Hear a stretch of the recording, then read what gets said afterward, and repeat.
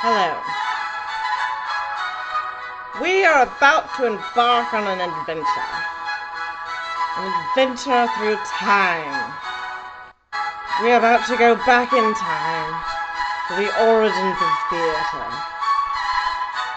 Theatre began far, far away from America. In a place called Africa. You should try to remember that, for it will be on a test. In Africa, tribesmen would come home from the hunt and tell their stories, and the women and children and other men that perhaps didn't want to go on a hunt would listen to the stories, and thus theatre was born. A reenactment of life. For isn't that what all art is? Life. As we continue through this history course in our time machine, we will go from Africa to Greece. Oh yes, where theatre found its home. Oh yes, Greek theatre is some of the best theatre. In fact, so much theatre comes from Greek theatre that you cannot study theatre apart from Greece, for Greece is truly the father and mother of theatre. Of course, Greece fell to Rome, and after that, Rome fell to barbarians, perhaps. And the barbarians, of course, were led by the church. Not to say that there's anything wrong with the church, but it was the church that shut down the theatre. Why? Because it was nothing but a drunken orgy. You'll learn about that too. Theatre festivals were full of nakedness and wine drinking and crazy partying. It was like a regular festival is now, but not a fall festival or pumpkin festival. Those are all family-oriented. I'm talking about one of those festivals with beer and food and music and people. Those ones that you go to with your friends when you're in your 20s and you look at crafts and shut up, cat! Doing something! Not my cat, my roommate's. Anyway, theatre was evil, so the church did away with it. And for a long time, theatre lay dormant. Dormant. And then, from the same place where it died, theatre sprang anew. Yes, the church brought theatre back. No, you cannot get out that way, cat. Stay in the house for just a minute. For crying out loud. Anyway, theatre would be reborn in the church through mystery plays. Nobody cares!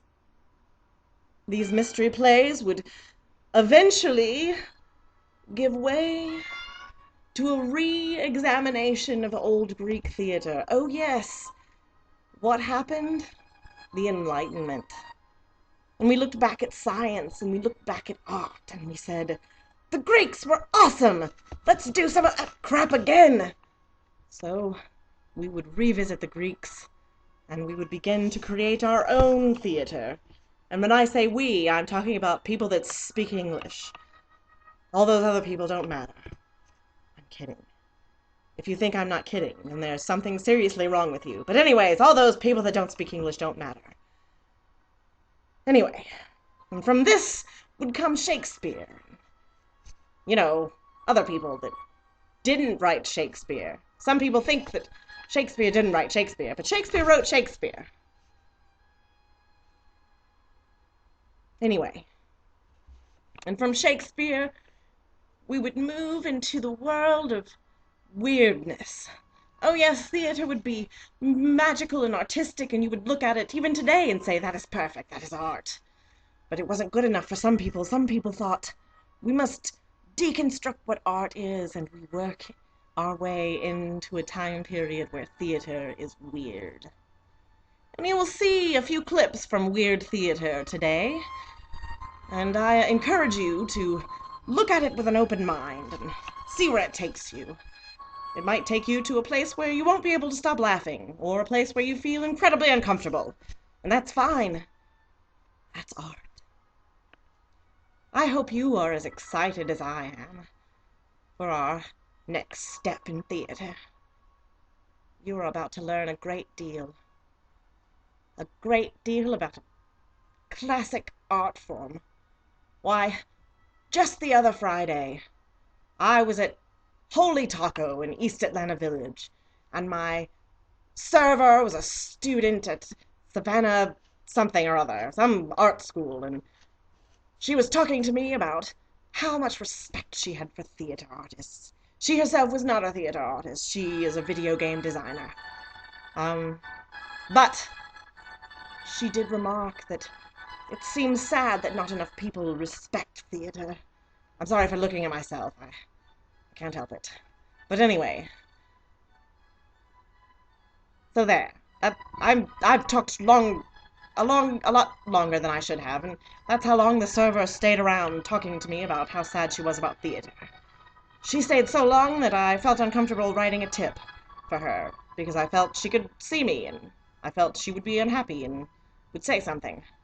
If you're a waitress or a waiter, don't stick around too long after you drop off the credit card receipt, for the people at your table will need to confer on how much money to leave you, and, well, the longer you stay there, the smaller your tip will be. I'm just saying. I've waited tables too. But that's another story. For another time. Now, sit back, relax, and let theater take you away.